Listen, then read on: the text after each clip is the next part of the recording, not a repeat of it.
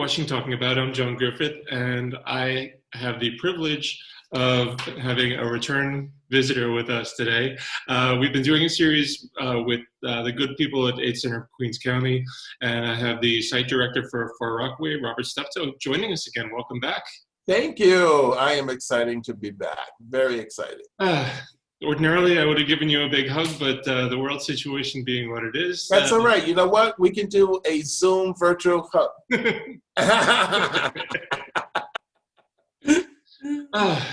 So it's been like about 4.5 years since we've chatted. Absolutely. Absolutely. Things were a little bit different.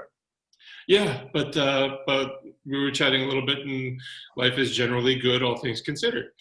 Life is great. I mean, I feel very blessed. I'm still here at ACQC, just doing great work. I'm just still proud to be a part of an organization like ACQC. Mm-hmm. And I love what I do. I love getting up and just experiencing new things and being able to help.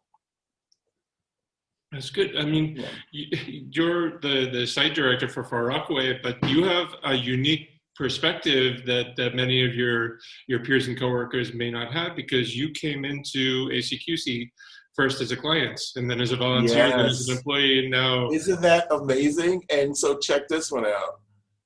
I'm now the site director, but I am over the very site that I came in when I started in 2002.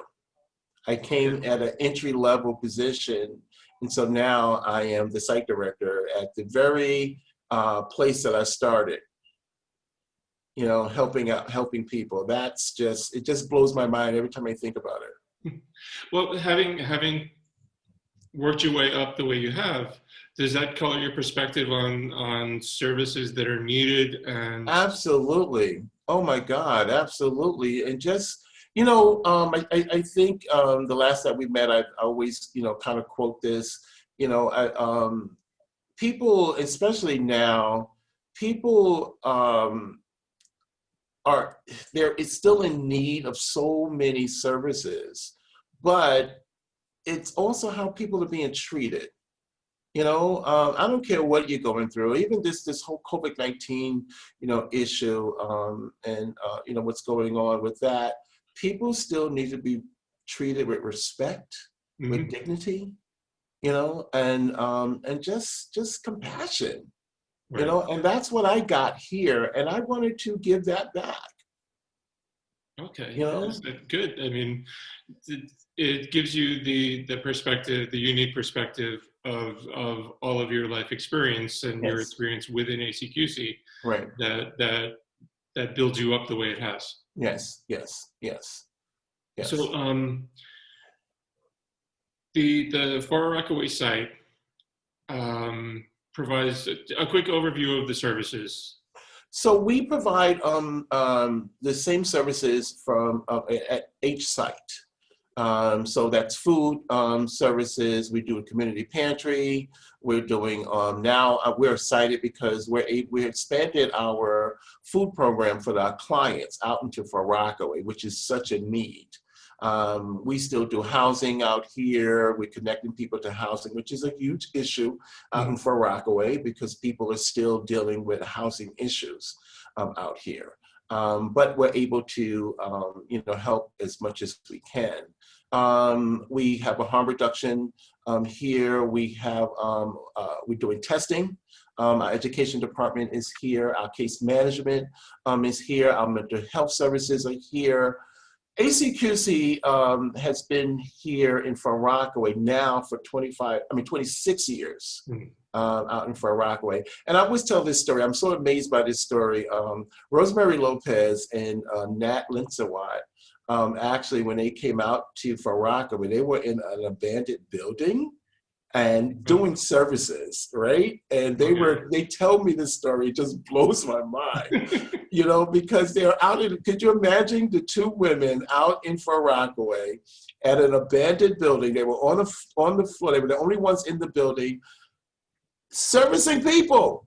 That's amazing. until they, then afterwards they came and found a building and they were able to, continue the services. So they actually kind of are the, what do you call it? The people that kind of started out here, brought the services out in front of Rockaway.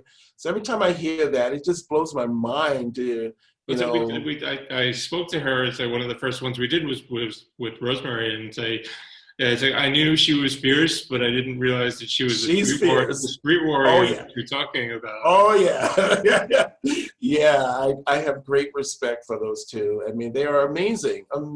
So to continue with that, they started it. To continue with that, I'm honored. But for Rockaway, is a community that they feel that they are a forgotten community. A lot of agencies have come out to Far Rockaway, but then they leave. So ACQC has had that consistency of staying out there. And I think that's why the community kind of trusts us, because we've been there and we have not left, and we're going to stay here until we can, till it's no more. But I feel very, very honored. Since COVID-19, we came out in March and we opened up our pantry line, and it has increased. It has increased tremendously. Sometimes I'm servicing like 200 people. Well, that's one thing that the COVID crisis has really accentuated and put a spotlight on is how many people out there were or are or will be one or two paychecks away from housing insecurity and food insecurity. Well, the food insecurity will come first, and then comes the housing insecurity. That's right. And it's astonishing that the people above everything paint a rosy picture that it's like people can survive for months and months, but so many people on the ground are, like I said before, it's like one or two paychecks away from homelessness or starvation. Absolutely. And you know what's amazing with all of this too, which I'm so proud and honored to be on the pantry line, we're still enrolling people into services. People came up to me and they were, whispered in my ear that they needed help. And we were able to link them to services. So that's amazing with all what's happening, and we're still able to assist people in meeting their needs. And so I'm just glad that we're out here.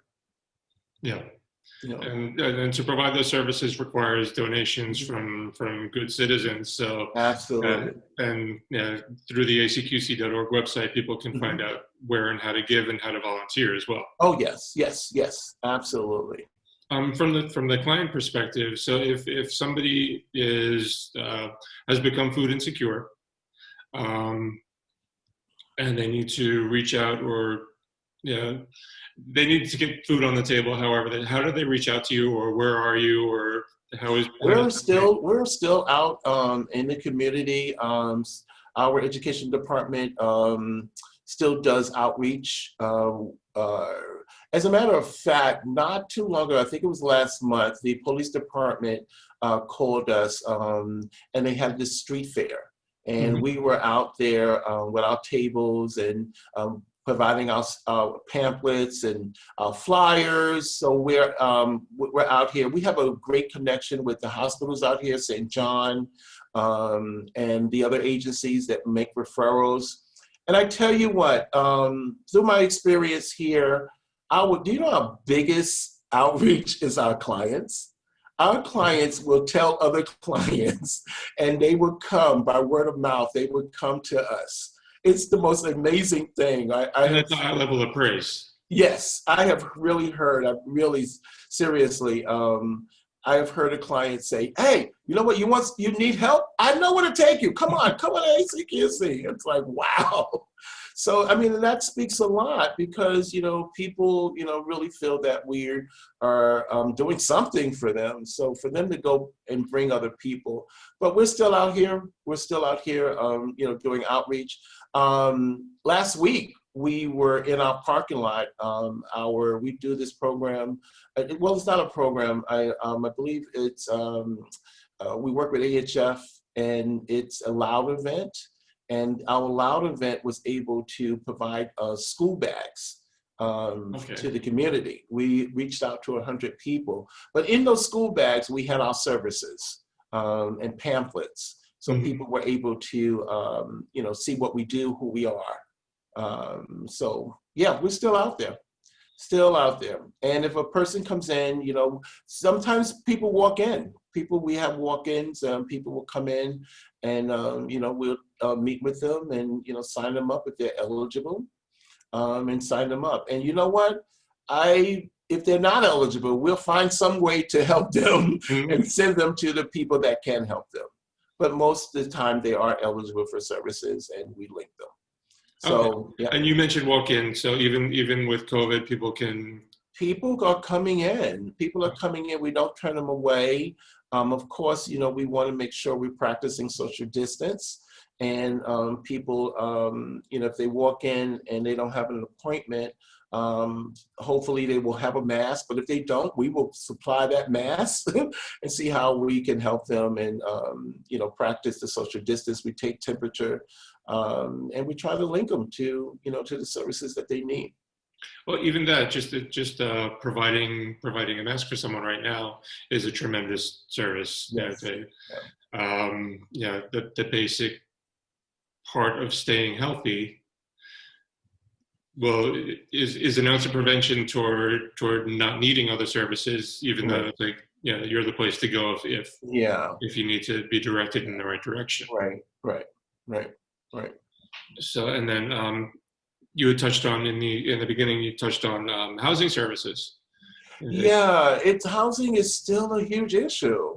It's still a huge issue out here. They're doing. I don't know if you heard. They're doing this lottery. It's called Care Connect, and people they put up these big, beautiful buildings, and they have low income housing.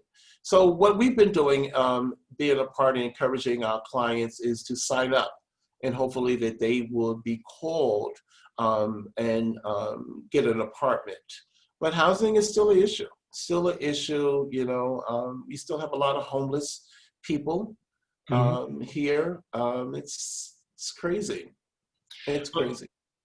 People in the public don't always realize that they see every issue that they perceive to be a problem, whether with another person or with the neighborhood or with everything else. Yeah. And stable housing is the foundation for resolving many of the other issues. Absolutely. Stable housing can reduce drug addiction. Stable housing is a key to regaining employment. Absolutely.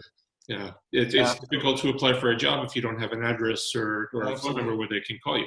Absolutely. And not only that, but, just taking care of your medical needs, taking your medication, whether you have, a decent place to keep, to take your medication. There's shelters. They've put a lot of shelters out here. A lot of the hotels that they put up out here have become shelters. So could you imagine that someone who may have been HIV positive or even with diabetes, that's in a hotel, a shelter, and you have a small refrigerator and you're trying to take your medication and you're trying to eat healthy? It's crazy.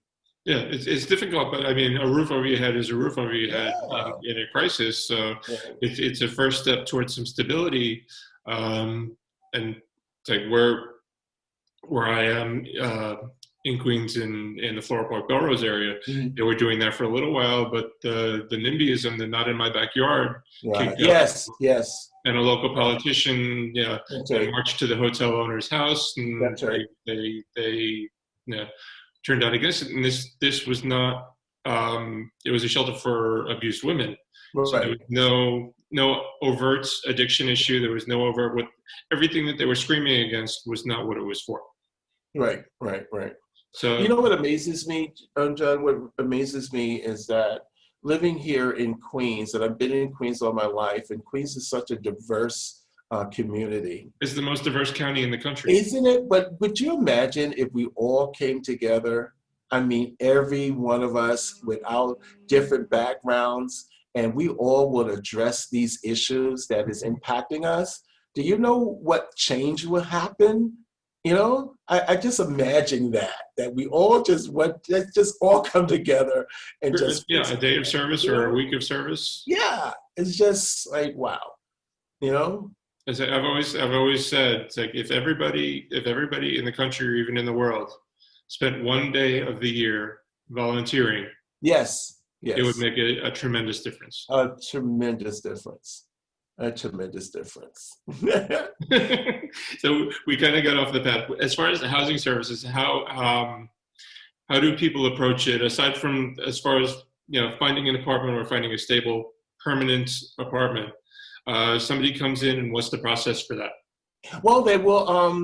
We want to make sure that they're eligible. You know, what are their income? We have a wonderful housing department, and the staff really are linking people to appropriate housing. Though housing is shortage, but we really are able to link people to housing. I mean, the staff is amazing.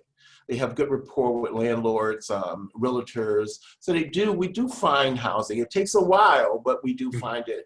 But a person has to be eligible, of course, and we want to make sure that they have the income and appropriate housing. And hopefully that housing is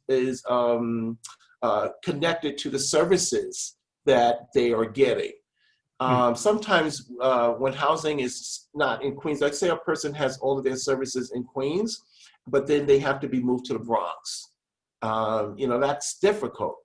But you have to be HIV positive. We do service people who are not HIV positive. And sometimes that's a challenge because of the income. A person may just have SSI.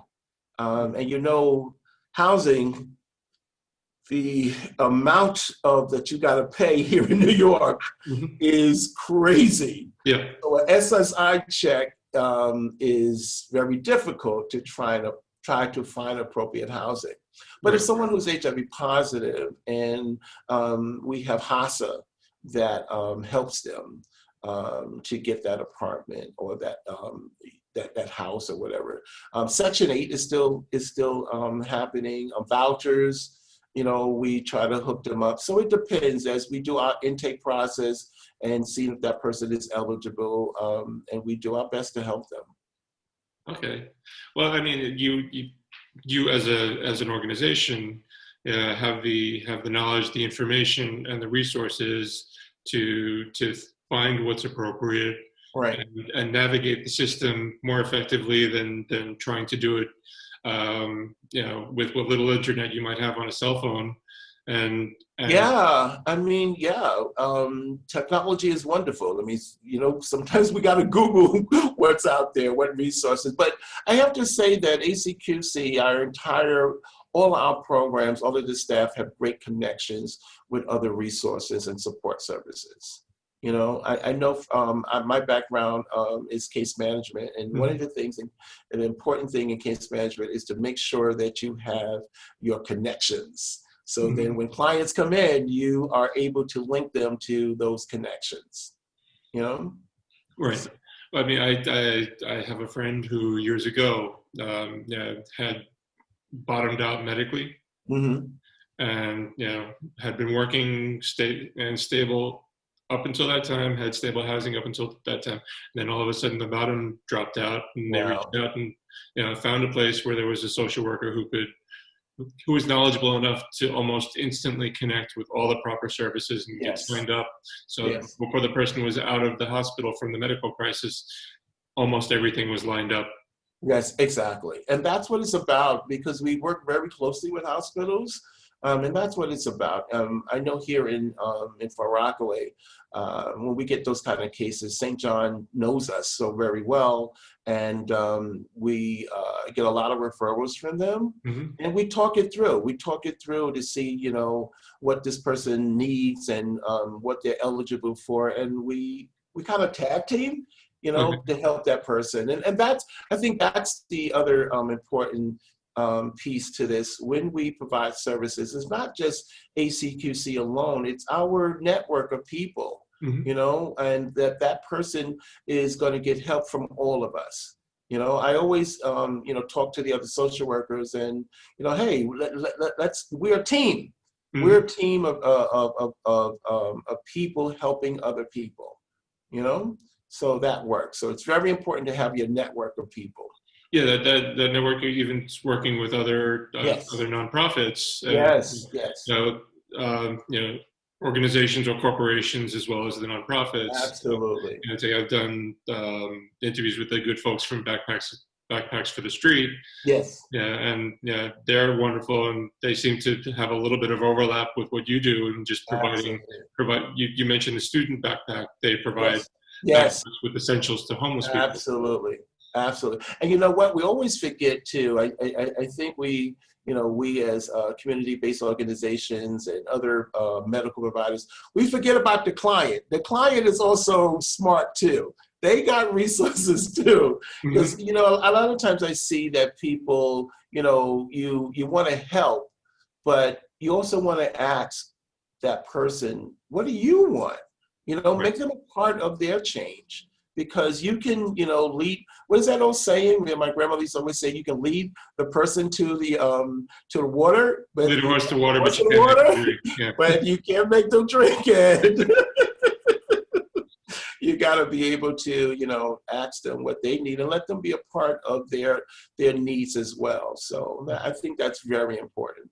But yeah, it's good to be able to customize to the individual. I mean, there is the umbrella of what's available, but there are things that people specifically need. Yes. Yes. Yep. Yep. Are there any major programs coming up that are going to be specific to Far Rockaway? Well, we are still out here. We are still doing great work. We still participate in the community events out here. I don't know if Rosemary shared with you about the Queen's Power. Queen's Power is a committee of people coming together and faith-based organizations, CBOs, other people that really can come together and make that change in your community. May it be a subway issue, may it be a busing issue, may it be a housing issue, a medical issue. What's going on in the community that we can come together and make that change. So we are excited about Far Rockaway, that we're trying to bring that here in Far Rockaway to bring people together and start making some really changes. Though we are making changes, but we want to be a part of a community power, a Queen's Power, that will be able to make changes in our community. Okay, and through all of this, and in the past and in the middle of the COVID crisis and going forward, people, I mean, people can safely do that. Are there still a lot of public events going on? It is. It's not as what we used to, but there are still, you know, community events that's going on. It's still happening. Not as much before COVID-19, but it's still happening. And we're out there.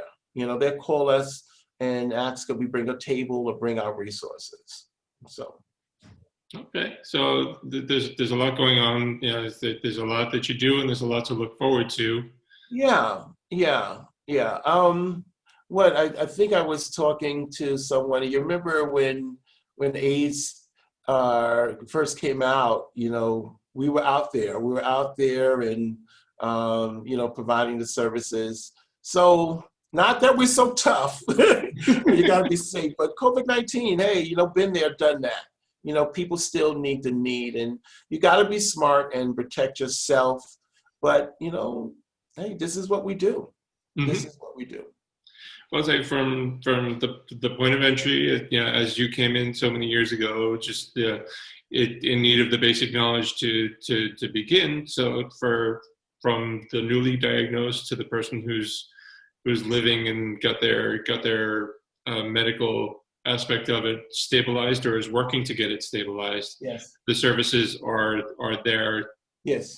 within ACQC to help guide them through that. Absolutely. Absolutely. Absolutely. And that's a wonderful thing. That's a wonderful thing. I think we're all still proud to still be here. Yeah, because we're doing a lot of talking about specific programs, but the basic essentials are there. Are there. I don't want to gloss over that completely. No. Yep. So, so if people want to make an appointment or drop in, where do they reach out? They can, our main numbers, our website, our main numbers, and, give us a call. They can call us and we will follow up with them. We will schedule an appointment. You can go on to ACQC's website and definitely, make an appointment then. They have all the information on the website, and we're there. We're there. But just a call us. Or you may see us out in the community. Well, yeah, because you are still in the community, and it's a very important thing, to, even through a crisis, that to know that you're there as an organization, or even as a person, that you're there. Yes. Working for the people who need the services. And it's like if the viewer that's watching right now is in need of testing, is in need of testing, or if they just found out that they're positive, or need to be guided through anything relating to the process, you're the place to go. We can come. We not only will we go above and beyond, but we're going to do our very, very best to help you. Okay, and the website is acqc.org. acqc.org. And the phone number is? The phone number, wow, let's see how many phone numbers. I got to remember all of these. But the main number is 718-896-2500. For Rockaway is 718-868-8645. Wow, I'm getting old here, okay? So you look great. Number, thank you. Our number, all of the information is on our website. Okay, so is it acqc.org? Yep. Find for those not in Far Rockaway, find the center nearest you, or call the main number. Well, what's the beauty with that is that when the person does call, and we can do intakes over the phone, and we find out that person, let's say if I do an intake here in Far Rockaway, but that person lives in Jamaica, we're going to refer that person to the Jamaica site. Right. So they won't have to travel so far. Same thing with our other sites as well. But sometimes people will travel wherever they feel comfortable.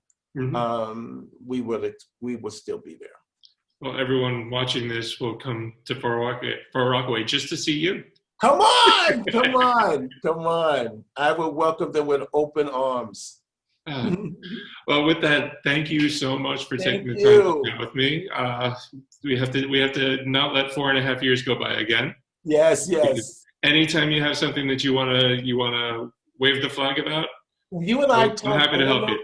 Yeah, I don't know if you remember, but you and I talked. I think I met you with Phil Glassa and Judy Pedazzo. I think we met, and we talked about some things that we wanted to do. So hopefully, when all of this is over, right, and we can get back to supposedly normal. I don't know what normal looks like anymore. Whatever normal is. We'll do some great stuff. Okay. But thank you really for supporting ACQC and just putting us, out there that people can see us. So thank you. When I first started doing this show, it was one of the first interviews that I did. We did 2 shows on safer sex at the very beginning. Wow. One for men, one for women. Yes. And yeah, I still love checking in every now and wow. then. It's an organization near and dear to my heart. You are amazing. Thank you so much. Thank you. I'm John Griffith. You've been watching Talking About. Mentioned earlier that we've done a whole series of interviews about ACQC over the last couple of months. They're on our website, which is talkingabout.info. It takes you directly to our YouTube page. check it out. There's a whole lot of information there. You might even scroll down, way down, and find that interview from 4.5 years ago and see how we both changed. If I remember correctly, one of us has a lot more hair now and one of us has a lot less, so we'll see. Thank you again, and I will see you soon. Thank you. Thank you so much. Bye-bye.